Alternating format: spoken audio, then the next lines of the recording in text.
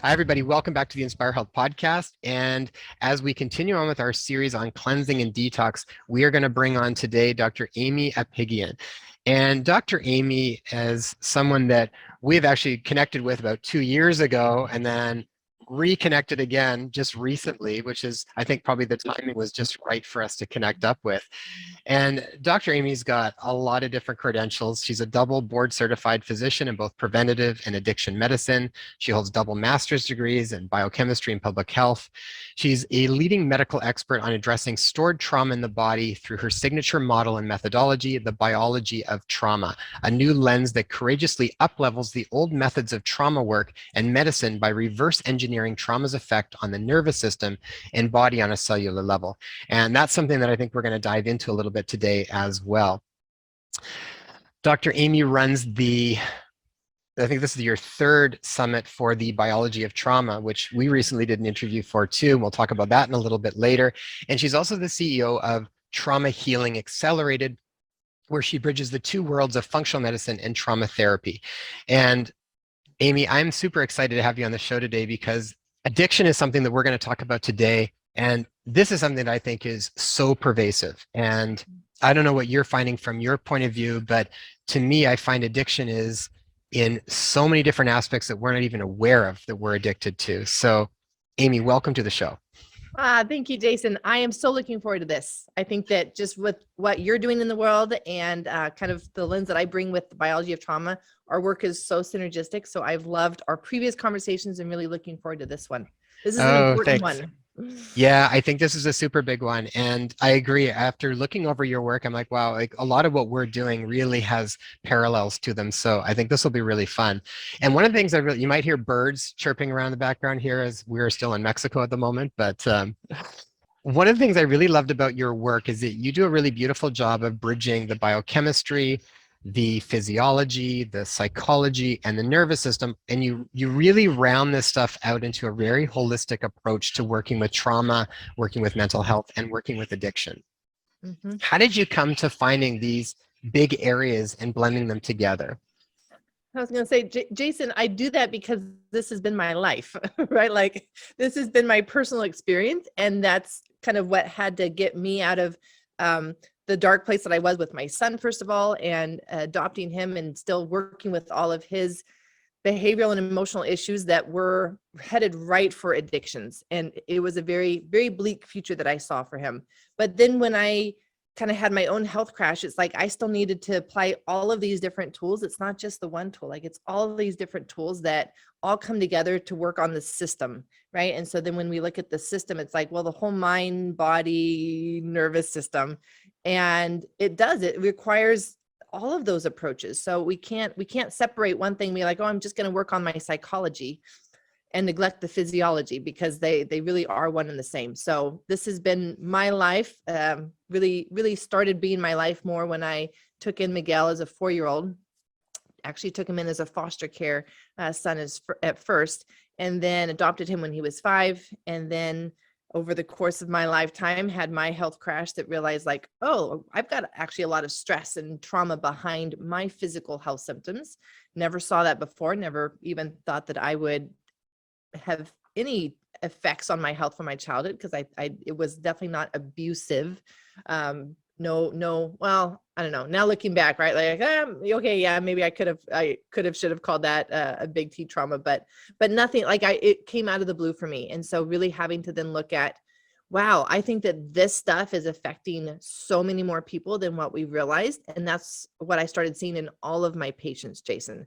And it was like their nervous system, their insecurities, their fear, all of that started to be so obvious to me as a huge contributing part to their disease. And so that's when I made the switch then to addictions, trauma, attachment, because I really saw that as one of the true root causes of many of people's physical and, of course, emotional and mental health, but even physical health symptoms. Mm-hmm. Yeah, I agree with you very much. I think in a lot of ways too, I think trauma has been very sort of normalized in a lot of ways in our society. It's almost like, pick it up and move on. And it's one of those things where you don't realize how it's actually affected you until years down the road, sometimes you're realizing that you're struggling in specific relationships, or you're seeing patterns come up all the time, or your health has gone downhill and nothing's working. So you're trying to figure out like, okay, what's deeper that's going on here that we need to start to work with. Yeah, exactly. And it's those patterns, right?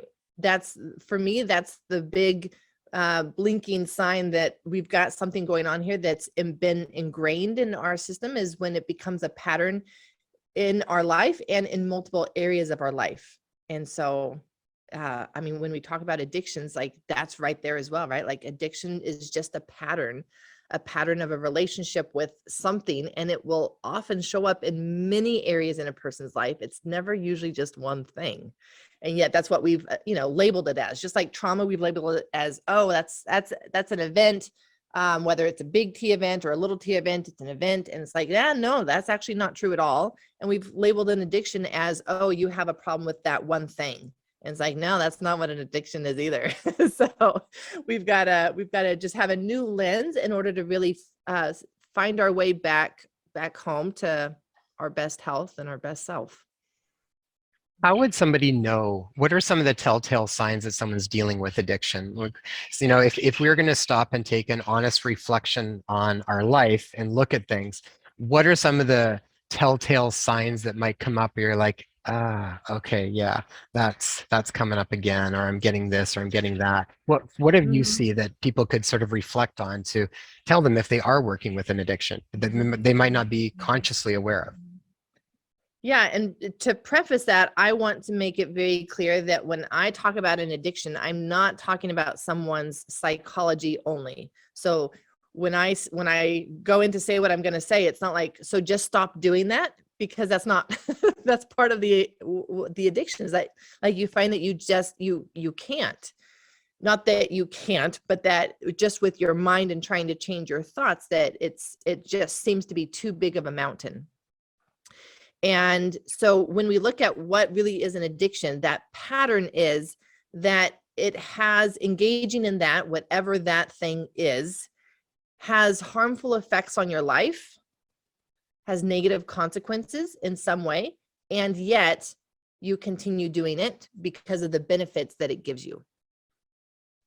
So we can look at, my goodness, anything, right? Like we can look at social media, we can look at food, we can look at exercising, we can look at substances, we can look at alcohol, we can look at relationships. And there are people who have a biochemistry that have an addictive personality. And they are ones who have a lower dopamine activity, because that dopamine is central to the whole addiction process.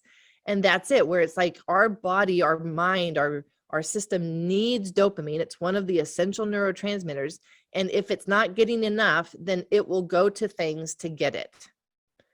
Even if those things end up then having a negative consequence. So we can take food as an example, right? Like we overeat on the chocolate one night, and the next day we feel awful, and we have felt awful every single time that we've ever overeaten on that chocolate.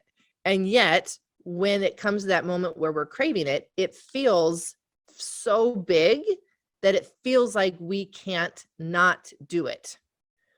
And there's an immediate relief that happens as soon as we decide to do it, and then as soon as we do it, whatever that thing is. And so that's the element of the addiction, is like it's driven by the dopamine, and dopamine is very much not only the motivation hormone, but hormone neurotransmitter, but it's also the taking action. It's the movement piece. And so it's not just me, thinking about something. No, it's me actually moving towards something, doing something.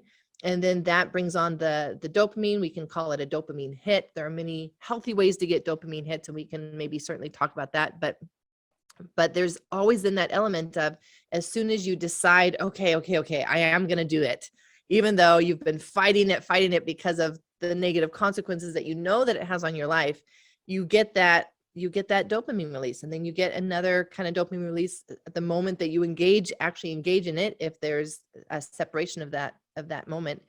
And then you feel better in the moment, and then there's the negative consequences, and you promise yourself that you will never do that again, or you'll never let it go that far, or whatever happens, because you're no longer in that kind of addiction driven moment with dopamine. So that's the pattern that people will see. Okay, so then I think that probably sets the stage up for the next question, which would be then, why do some people have lower levels of dopamine than others? What basically sets the stage up or predisposes them to being more susceptible? Because really, at the end of the day, then, if they're low in dopamine, they're essentially going to be drawn to substances, activities, behaviors that will, in fact, raise dopamine. So, like I mentioned before, that's probably why you see things like chocolate being like the most self-medicated substance on the planet. So what's going on with that? Why are some people dealt that card and not others? Well, we know that genetics and epigenetics plays a role. And so and in my experience, epigenetics is playing a much larger role usually than genetics itself.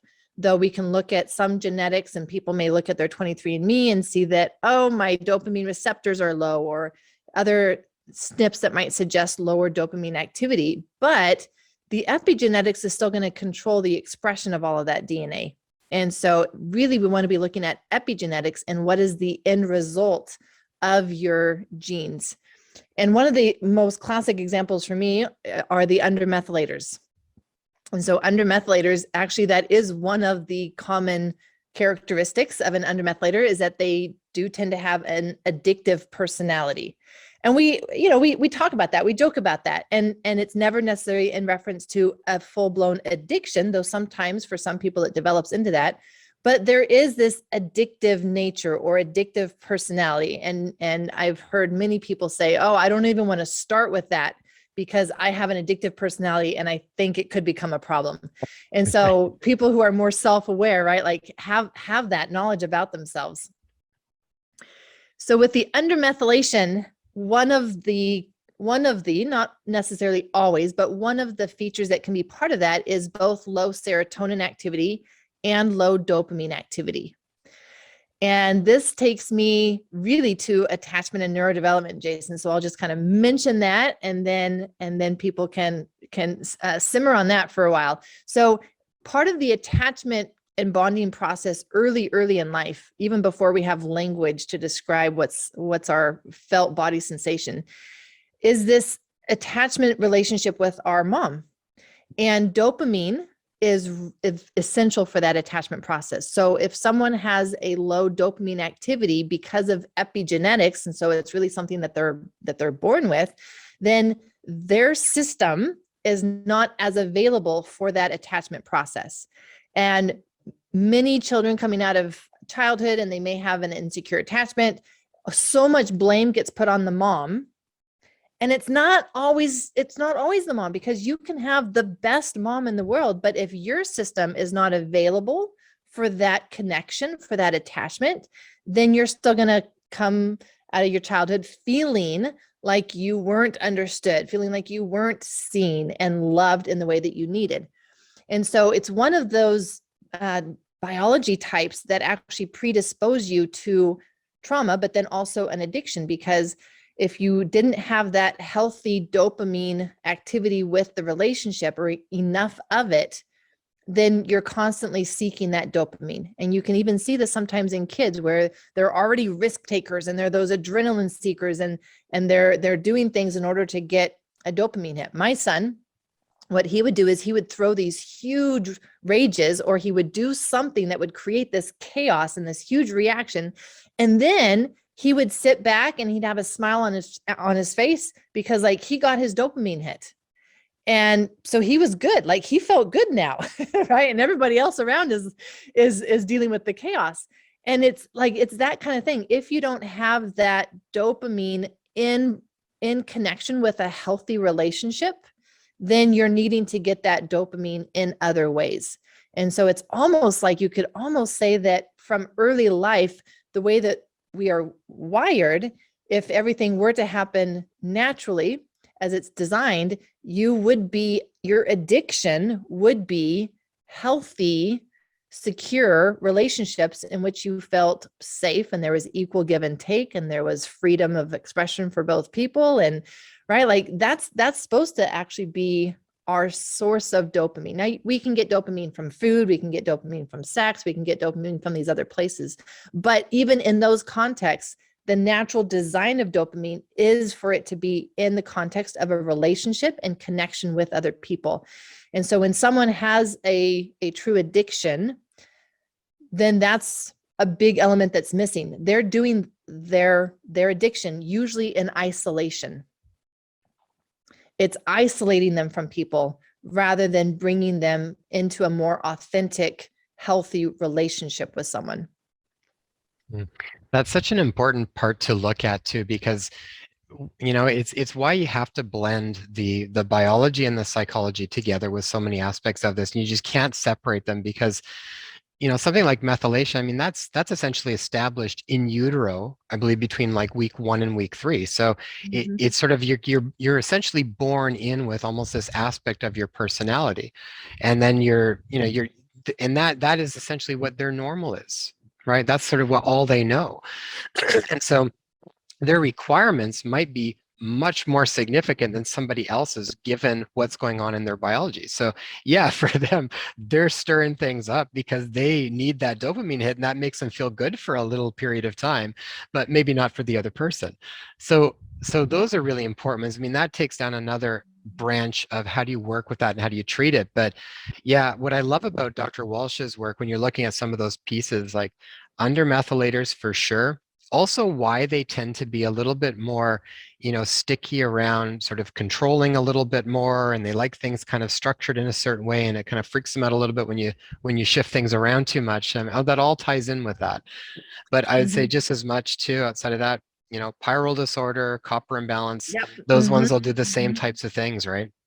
Exactly. And with the pyrrole disorder, it's been interesting to see that they tend to have an addictive tendency towards medications, and specifically the benzodiazepine medications. What I'm noticing in the undermethylators, they have an addictive, and I want to say like it's an addictive response where they take a medication, someone else takes a medication, and it's the undermethylator who's going to develop an addiction to that. And the undermethylators tend to be more with the opiates, and their system just responds in such a way that it's like, this is my unmet need that I've never had met before, right? Like that's the feeling. And they'll often describe that, like, for the first time in my life, I felt at peace.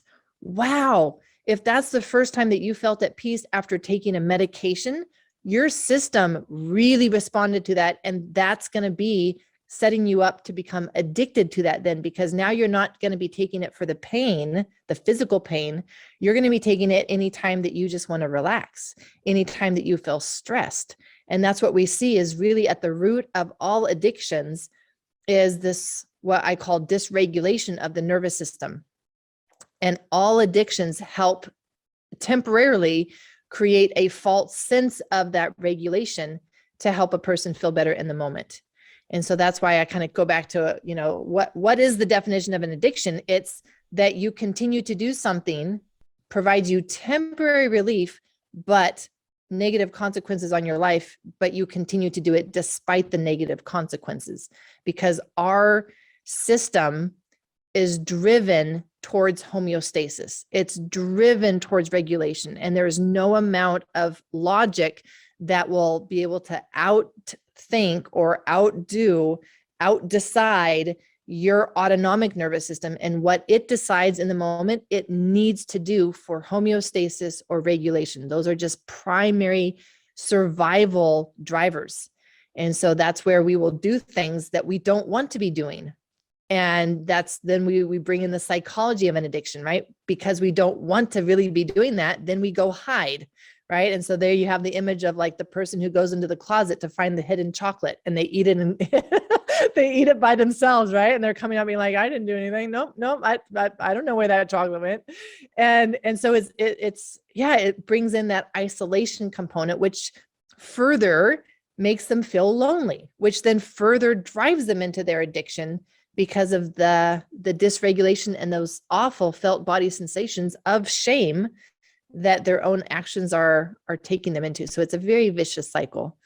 Yeah, that's what I was just thinking too. It's like it just sets up in motion then a lot of different layers to it because that behavior, which has become almost impossible to avoid, then triggers the background guilt and the shame and all the different layers on it. So it just gets deeper and deeper.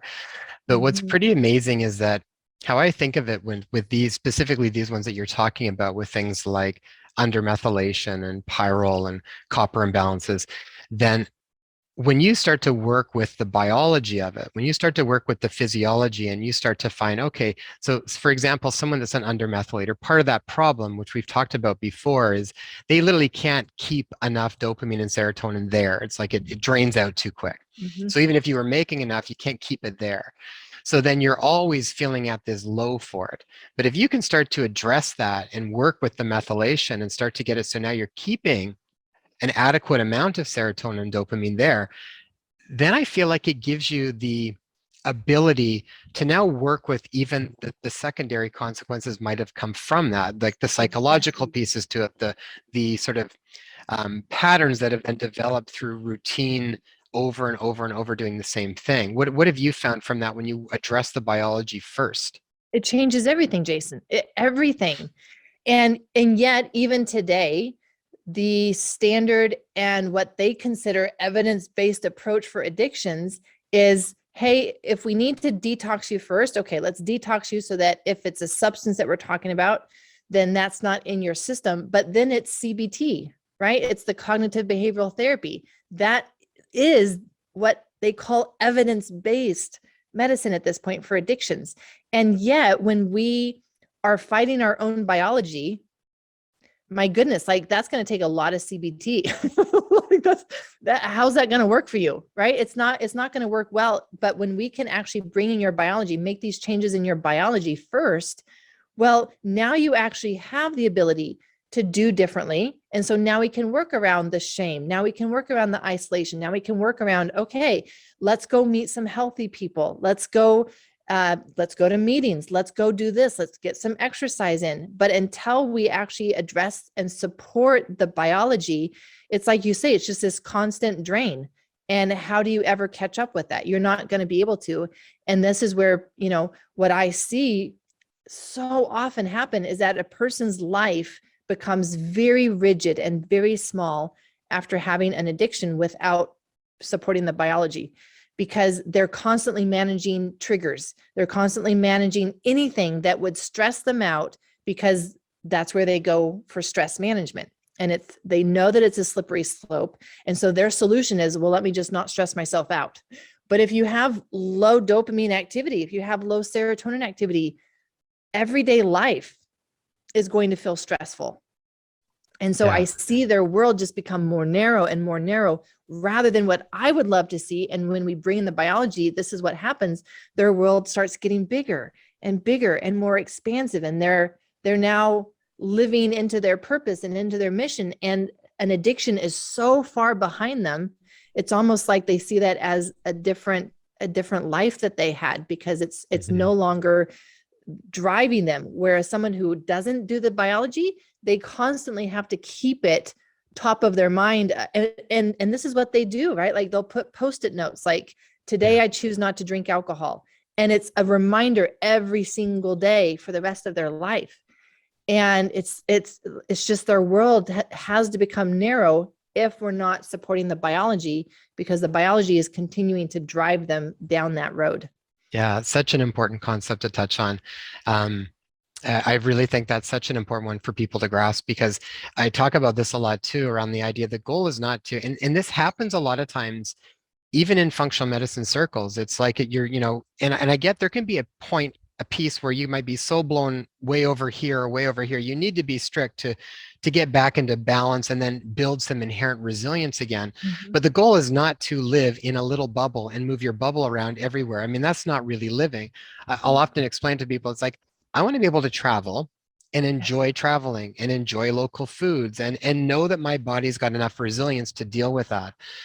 When we think about things from this perspective with people, I often explain it where I'll say, it's like being completely anemic, like iron deficient anemia. So you could like try and sleep more, and you could try and do this, and you could try and do that, and work with adrenals and do all these different things, but ultimately you're not really going to feel like you got a lot more energy until you deal with the root problem that's there, which doesn't Right. always like super difficult to work with. But once that happens, now you can live, you don't have to worry about, oh, I can't go and do this because I'm going to expend my energy too much, or I've got to make sure I've got 10 hours of sleep every night, or I'm going to be, it's like once you fix that underlying root, all of a sudden a lot of those extraneous things change. They're not the same way that you perceive them. So when you're Mhm. saying these people literally step into a new life, it's like when you see those patients that were hardcore smokers and identified as a smoker, and then they literally quit and had wanted nothing to do with it, and now they identify as a completely different person, and they're not driven by the same things that grab them and get stuck onto them so easily, because you start to live your Exactly. life based around your addictions. Totally. That and that's it becomes all consuming Hmm. because you're always either building up to take that action, right? And always start with that inner tension of, oh, I feel the pull. And it's like, no, we're not doing that anymore. Oh, but I feel the pull, right? So you're either in that phase of it, or you're on the downstream where you're in the shame. And I can't believe I did that again. And so it's this constant thing that starts to become all consuming. Remember, I had a conversation with Dr. Walsh about actually a client of mine who went through my 21-day journey and parts work. So we're working with a lot of the body work and then some of the internal family systems. And she shared with me, she actually came in to do her own testing for her biology. And she shared with me that her husband had had a sex addiction. And as I was talking with Dr. Walsh, she's like, most people with a sex addiction are under methylators. And imagine, right? Imagine being able to come in with support of the biology, because until you do that, you see it as all psychology. And there's so much criticism, there's so much judgment. They were very heavily involved in their church. And so that added just this whole other element of shame. And it's like that gets to all fall away when we see, like there's biology that's driving this. And when we can support that and then bring in the psychology work, then bring in all of this other work that needs to be done, it changes our tool set. And we have a much better toolkit for being able to help people who feel stuck. Yeah, I love it. People will hear me a lot of times talk about all the different bodies of health, and I often talk about things from the emotional, mental, spiritual realms around stuff, and that's all really important to work with. And a lot of times that is kind of a top-down model, but we also live very much in this physical body, and there's always stuff that's taking place in our biology. So even if stuff does originate from higher up, it's Right. still affecting the physical body. Yes. And if we can work with the physical body at that point, it just makes it easier to do the other pieces so that we Mhm. ultimately arrive, I think, more and more at this place of wholeness, because it's just, I mean, gosh, it's like it's hard enough sometimes living this living this human experience with everything that goes on. So I remember one of my mentors, Dr. David Hawkins, and he would say, ultimately, you want to relieve suffering in any way you can. Work on all of them at the same time. It's Yes. like he was talking specifically around like alcohol addiction. He said, do AA, do counseling, look at all the biochemistry that's involved in it. If you need a specific support from a medication for a period of time or something, like it's like let go of our judgments around all of it. And I think the more that we can stay open and curious and just like exploring, it's so important, because that's ultimately when we arrive at the best solutions. Yeah, and it's interesting because that's actually where AA started to head, and then it got shut down. And so Dr. Bill, who founded AA, which again, like I've actually been in 12-step meetings and programs in my life, and they have been so helpful. So yes, like do it all, because each piece will have an element that's important for your life. My years, I went to Al-Anon, and my years in Al-Anon were some of it gave me life wisdom that I haven't been able to get from any other pieces. So for me, that was a big piece. But Dr. Bill, when he founded AA, and so he's working with all of these alcoholics, that was where he started to head next. Was he started to bring in some of these B vitamins that are kind of a deficiency as a result of the alcohol use. And he noticed that when the alcoholics, when he would start his patients on specific B vitamins like the niacin, like thiamine, that their depression would just lift. And so much, not all, but so much of alcohol use can be related to feeling depressed. And so he wanted to bring that and make that a part of AA. And the other people that he had brought in kind of to be the board of AA at that time shut that down and said, no, we are only a support group. We are only working with, the psychology, and they did not accept the biology piece, which I feel is such a shame, because that could have been groundbreaking and normalized it. And so I feel like because that didn't happen, it's still very much split worlds. And it's either like you do AA or you do the medical route. And it's like, no, the more that we bring in, the more tools that we apply, the faster we're able to get better, the faster we're able to figure out what are all the pieces for me, because each one of us is different. Oh yeah, and you'll find for one person, this part just was like a game changer, and this part was maybe 10% of it. Didn't make as big a deal, but you're just, as you keep staying open to try the different parts of it, I just find it all pulls together so much better. Amy, what's going on with dopamine hijacking? Because I think also, as much as there's I think a much larger group of people that we're not even aware of that do deal with low dopamine in general, just as the regular population, I think that's quite epidemic anyways with low dopamine levels. But then there's also a whole nother layer of it where dopamine hijacking can take place. And I was talking to a guest a long time back, Dr. Stuart Shanker, and he's one of the main guys out here that works with self-regulation. And he was talking about a book specifically called Evil by Design. And I mean, it's a really amazing book, but this was actually explaining how dopamine hijacking takes place and how to create it. And it wasn't actually a book trying to shed light on how to be aware of it. It was actually teaching computer programmers how to utilize it to create addiction with gaming and social media and all these things. So it's literally a step-by-step on here's how you create dopamine hijacking. So maybe share a little bit about what you're aware of from that perspective. And because I feel like if we're aware of it, and there's a level of awareness, then we're a little bit more conscious about it. So we don't just go into autopilot, because otherwise that's where we create then patterns and we don't even know, and they become normal, but they're not really optimal for us. Yep. And I'm probably going to take a different angle than what many of your listeners have heard. So the idea of dopamine hijacking is that we're bringing in something else, some other thing, whether it's a substance or even an activity like the gaming, and that is taking over your dopamine system. I mean, your dopamine system is being hijacked, and now that is what is driving your dopamine. But there's also these circumstances where we're getting dopamine hits with other things that we do in everyday life. And that's also a form of hijacking our dopamine system. And so it's true that we understand the system well enough that we can hack our dopamine system, and we know how to create addictions in people. and I see it happening all the time. So the top ones that come to mind that I'll just mention would be food and social media. And so what they do with social media, get this, Jason, what they do with social media intentionally to keep you addicted is that they have little things that will give you a dopamine hit every so often. And they've even timed it. Like, this is how well we know this science. They know how frequently they need to give you this little like, woo, congratulations, or surprise, or whatever it is that you're like, oh, there's my dopamine hit, and let me keep going. And so even with the phones, computers, some of those lights are also contributing to our dopamine system and shutting it down and needing us to then have that dopamine hit, so that then we're literally on our phones or on our computers, whatever it is, but we're engaging in things that are going to be giving us those frequent dopamine hits when we need it.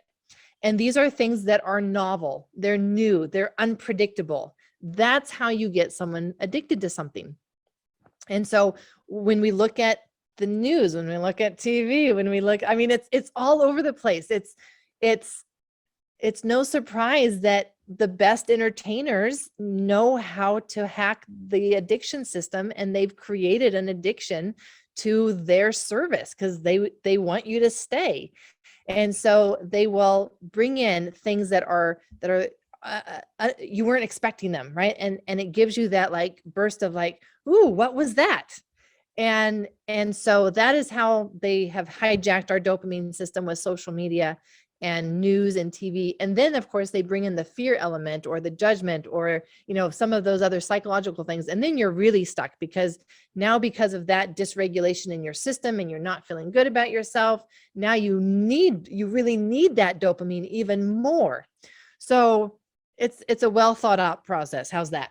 With food specifically, it's fascinating to see that there are specific foods that actually bind opiate receptors.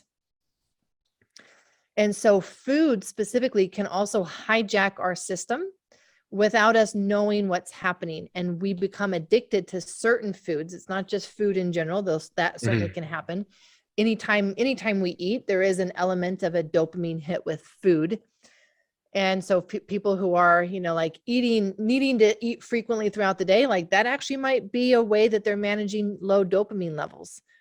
And maybe that's another point that we can come back to is the role of protein in dopamine and kind of like the best diet for someone who has an addictive personality. Yeah.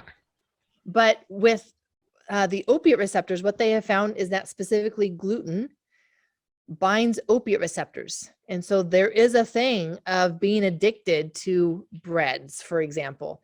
And yet when we look at what are common comfort foods, right? There's a term for people, comfort food. Well, what are you really going for when you go for that comfort food? Well, you're going for something that will comfort you. You're going for something that will actually bind your opiate receptors. Your opiate receptors are your pain receptors. And so you're actually numbing pain, not on the intellectual level, on a physical level. You're actually helping to numb your pain by eating these foods that are binding your opiate receptors. And so that is going to also hijack your dopamine system because dopamine and endorphins, they run together.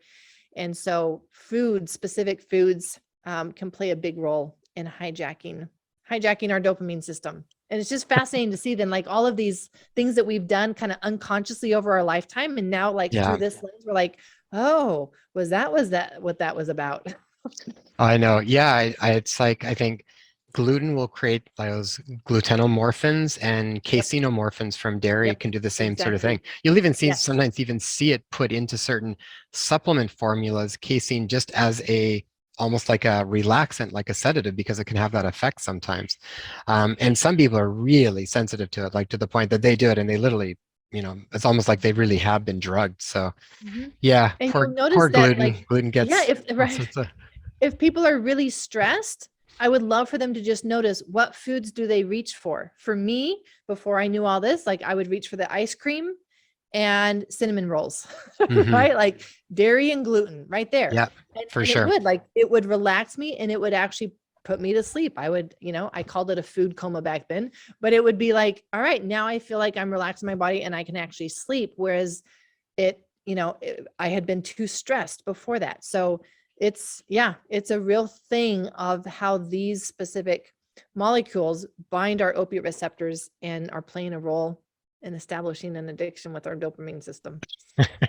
Well, and part of the problem that can happen over time, I think of it kind of like I think of with diabetes and sort of insulin, sort of desensitizing those insulin receptors. So the more that you kind of get used to these higher spikes over and over and over again of dopamine, you desensitize your receptors to them. So then you're literally having to amplify it. It's like an adrenaline junkie where they need a higher and a higher level to get the same degree of satisfaction from it. So it really can be sort of ongoingly more problematic and even more destructive over time. Very much so. And that's kind of another element of a pattern that someone might notice if they have an addiction is that the first time that they did something, there was like the biggest excitement, that biggest dopamine hit that they've experienced. And every time since then, it just hasn't been quite like the very, very first time. And we call it, chasing the dopamine. And so that's where you see people will do then more and more. And if we're talking about a substance, or if we're talking about some other addiction, it's just they're still chasing how it felt the very first time, and they're never able to get there because it dampens the dopamine response. Gosh, you find that in like relationships sometimes too, where people get like caught on it's like what it was like. And I mean, that's another whole Right, big that's a cycle whole because nother talk, it's a Jason. whole other discussion. But same idea. You get a lot of Same dopamine to idea. keep it alive initially, and then as it comes down, you got to find different ways to work with Yes. that organically. So otherwise, you just keep going from partner to partner to partner, and it can And go on that's for a what you long time. see. Like, yeah, you see that pattern happen. And people jump from relationships to relationships because they're assuming that because that initial high is not there anymore, that they have fallen out of love, or that they, and they do, they get bored. And that's part of the problem, is that when your dopamine levels get lower, then you feel bored. And for someone who has an addictive personality, it's one of the worst places to let your system go, because you're going to go right back into any addictive process at that point. Yeah. When I, in all of my years in working in addiction medicine clinics, that was always the number one reason for relapse. People who had been sober, Boredom. been abstinent for years, and then they're coming back in, and I'm like, Joe, what happened? I got laid off my job and I'm sitting at home and I'm bored. Yeah. Yeah. Yeah. That's a really important one, I think, for everybody to practice with, though. This is where I think some of the different practices, like things like meditation and mindfulness and silence and some of the stuff, is really good to build some resilience around, because as a population, I remember one of my teachers, Pema Chodron, she would say, we are always kind of staying one step ahead of this restless energy that we just can't bear to be with. So we always have to kind of stay a step ahead. And as soon as that's why we're like kind of going, doing all the time, because if we stop for too long and there's nothing to do, then that restlessness comes in, and that's almost overwhelming. But if we can stop and face the restlessness, then usually it's like those bad dreams where someone's chasing you. It may not be quite as bad as we think it is, but And that's fascinating, because when I start with people, like I start with, we're gonna go into your body, we're gonna go there, and we're not gonna kind of leave your mind behind. We're actually just gonna use your mind to focus on, where do you feel something in your body? Like, is there any area of discomfort? Is there any pain, any area of tension? And it's fascinating to see that they cannot tolerate more than like a minute of that at the beginning. It's literally a muscle that they have to build to even tolerate feeling any of that restlessness or any of that discomfort in their body, because at the beginning it's too much. They're not used to that. They're used to just being busy, being able to distract themselves, and stay one step ahead of that restlessness. so Amy, where do you start when you're working with someone and we're literally trying to detoxify from addiction? So maybe in a couple aspects we can look at that, is just generally, and then maybe briefly we can talk a little bit about some of the ones that are hard to detox from, like things like medications, like some of the antidepressant medications and stuff like that, and sort of bit of strategy around why that might even be difficult. But where do you go? Where do you start with this process for people, as far as that are in the middle of it, and where do I even begin? So, I mean, I want to tell you something controversial here. So I don't start because I have to have them ready. There is no way that I can overpower their addiction. There's no way. And if they aren't ready, then they're not going to be able to overpower that too. So there's usually a long period of time when someone is thinking about it before they're actually ready. For family members and friends, that is the most unpleasant period of time, right? Because they hear their family member or their friend, and they hear them saying things like, oh, I hate that I do this. And it's like, yeah, so let's take action. It's like, no, not quite ready. And everybody else around that person is just waiting. And some people actually never get to that point. Some people never do, Jason. And I don't force that decision. So I invite them that when they have reached their rock bottom, unfortunately, as human beings, that's often where we have to go before we're willing to make change. It has to get so painful that the pain of staying the way we are is more painful than the pain of change. And I have to wait for that moment. Then when they're at that moment, okay, now I can help you detox. Now I can lead you through this stuff. So the first step is actually just waiting for them to be so uncomfortable that it outweighs the discomfort of change. I see your thoughts going, Jason. I think it's so, I just think that's such an important point because, I mean, ultimately we are responsible for our own healing. And I've been there myself. I think in that process, when people hit that point, why I think that's such a powerful point is because you literally hit a point where you like drop down on your knees and just surrender. Yes. And it's in that process of surrender that is such a powerful field of consciousness. I think it opens up all of a sudden all of the other possibilities that now you finally allow in that you weren't before. Can't allow it in, even though you've thought about it, even though you want it. Like we were talking before about the balance between like forward energy movement and concern, right? And we've got to wait until that balances out before we make change. And I would love to be able to make it different where people didn't need to hit a rock bottom, but certainly when it comes to an addiction, because it is such a powerful force, just biochemically, it's such a powerful force, then it usually takes that low of a rock bottom. It usually takes a hit. For some people in my practice, it's taken a friend or a family member passing away from an overdose. And for them, that was their rock bottom. Okay, I can't put my family through that. I can't put my mom through losing another child. I've got to do this now. So we wait for that rock bottom to hit for them, whatever that is for them. And for everybody, it's very different. But then, right, then it's like, okay, now let's work with the biology. And it depends on what substance that they're coming off of. If they're coming off of just something like, and I want to say just, it's not just, but if they're coming off of something that is not going to be at risk of their life, then that's a different detox process than something like alcohol, benzodiazepines, where you could have a seizure. Like those can be very life-threatening types of withdrawals. But even around mood medications, Jason, right? Like I've detoxed people off of mood medications and they've had bad withdrawals from those. And so I think that, you know, if anything, I would want people to understand that no matter what you're coming off of, even if it's sugar and gluten and dairy, expect withdrawals.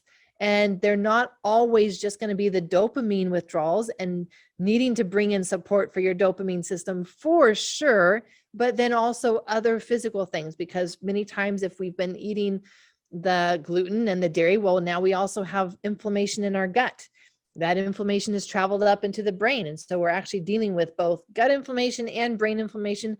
I need to support you with those, because if you have active inflammation, it's going to be so much harder. Your level of restlessness, your level of dysregulation, your experience of the withdrawals is going to be so much more severe, and it's going to be harder for you to get through that uncomfortable period of detox.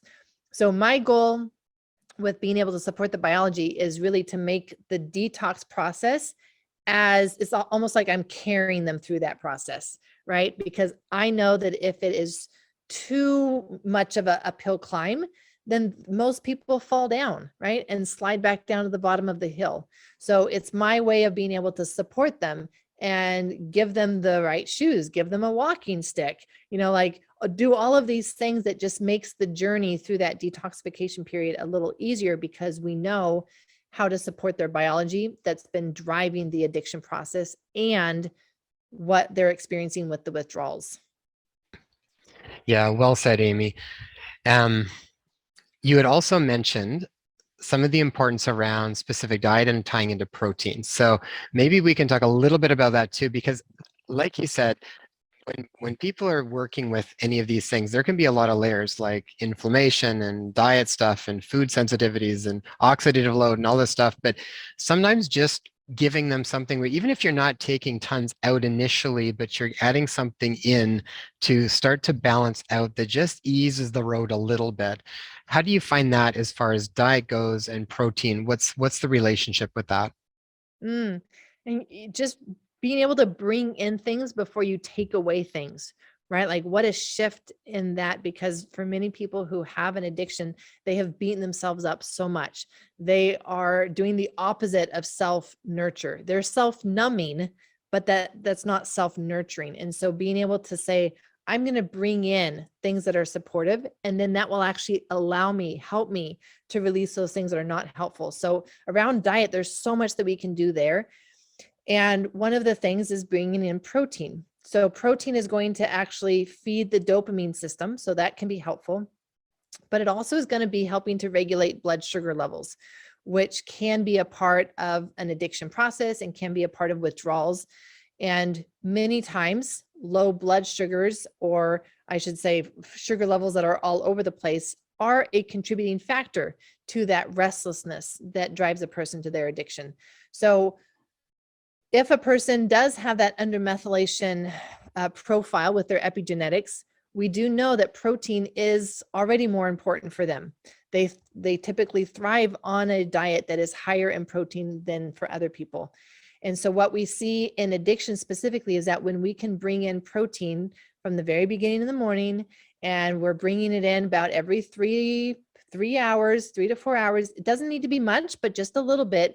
It keeps the blood sugar level stable. It keeps the nervous system stable. It helps them have more resilience then for the rest of the process of detoxification that they're going through. I would say that during a detoxification process, this is not the time to go on intermittent fasting, right? Because your system, that would actually be an additional stress. In other places, in other times, intermittent fasting is amazing, and it's an amazing tool, and we want to use it, especially if there's inflammation going on. But in the process of detoxification, like that would not be the time, because the system is already so low in dopamine. It needs that constant, just little nudging. And even if it's bringing in a little dopamine just with the process of eating, there's so much that eating does for our vagus nerve and calming that down and shifting us into parasympathetic. So there's many reasons why just bringing in more protein, healthy protein, but bringing in more protein throughout the day will really help someone who has an addictive personality or is actually trying to come out of an addiction. Nice. I always find blood sugar, I'm astounded often at how much just normalizing blood sugar pulls like some big logs out of the fire for people. It for some people, it can be a really major one. Like they're just, well, my stepson, I had originally tested my stepson. He was in my life when he was 7, and now he's turning 18 in a little while. But he was undermethylated and had a pretty big copper zinc imbalance. And but what actually made the biggest impact out of all of it was when he just started to really stabilize his blood sugar. And I remember him coming up to me once and he just said, you know why I was so grumpy all the time? I'm like, shed some light on that. Like, share with me. He's Tell me, like, I'm dying to he's like, I know. just wasn't eating. I'm like, no kidding, no kidding. But he kind of came to that himself at a certain point. And yeah, and he still now to this day, he knows, like if he's starting to he'll actually know that he needs to go and eat something, and particularly something with some more protein in and stuff too, to just sort of stabilize it. And then it's a totally different person. So yeah, never knock that one down on how important that can be, and not that hard of one to work with initially, that you can get Exactly. some big results from. Yeah, it's an easy one to incorporate in your life. Mm-hmm. And And so, and we want to start with easy things. When I think of an addiction and coming out of an addiction, it is hard work. And so anything that is just easy to do, easy to implement, start with that. Don't start with the hard things, because you're likely not going to be able to maintain that. Start with the easy things, make that just a routine that's part of your life, so that it becomes just unconscious, that you always are carrying around something, so that no matter where you are, you've got a little protein. And start with something really easy, because that's when you're going to have the most success. Yeah, get some good wins under your belt before you Yes. start to tackle the next ones. That's awesome, Amy. I think we covered just about everything I wanted to talk about. What was really funny is, as most people know, and we talk about all these different layers from physical out to spiritual and stuff. And I was talking to a guest a little while ago named Guy Needler, and I'm reading one of his books. It's actually called Avoiding Karma. And it's actually really interesting, but it's actually really wonderful because he kind of breaks down key points on karma. But why I think that's kind of fascinating is because one of the things he talked about specifically in a couple different things was around addiction. He said that being addicted will keep us in a cycle of karma over and over again. He said essentially karma is only takes place in this physical universe. When we get into these other layers, it doesn't exist. So anything that ties us or binds us to different aspects of the physicality will keep us stuck in karmic cycles. So he said to be very aware of the automatic things that we do that we might not be so aware of, and the sort of minor addictions that we might be exposing ourselves to. So I think everybody, it's always good practice to just be introspective and be aware, even if you don't have a major addiction, like if you're not dealing with like alcohol or drug addiction. But I find like just in general, the more that we can work with clearing even the little ones, I feel like we just start to live a more full life. There's less pulls and ties pulling you away from being able to be present and being able to enjoy life with friends and family and nature and all these other things. So,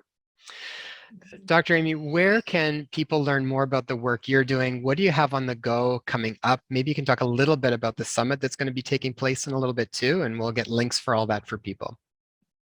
Absolutely. So I've got the Biology of Trauma Summit. You are a guest speaker on that. We had an amazing interview and talk. And so that's going to be airing August 8 to 14. And that's where people can come and, my goodness, I listened to over 40 expert speakers, bridging the worlds of functional medicine and trauma therapy, really for that point of being able to accelerate the healing journey when we can use them in a synergistic way rather than having them so compartmentalized, and being able to look at what are the specific factors that are keeping me stuck or keeping someone or even making someone more predisposed to trauma and those patterns in their system. So that's coming August 8 to 14. Otherwise, they can come and see what we're doing at traumahealingaccelerated.com. And they can look at starting some work on this and actually going on a journey into their nervous system with me. We do that over 21 days and starting to peel back, like how is the state of your system, and are you experiencing any of that restlessness that we were talking about today, and how would you even deal with it? So that would be the starting place. Wonderful. I will make sure I've got all those links in the show notes and people can check that out. I will also be putting out more information about the summit that's coming up too. So just stay tuned on the social media channels and email list and stuff, and you'll hear more about that when we're getting closer to it. So Dr. Amy, what an absolute pleasure. Always fun chatting with you. Always fun, Jason. Thank you. You're welcome.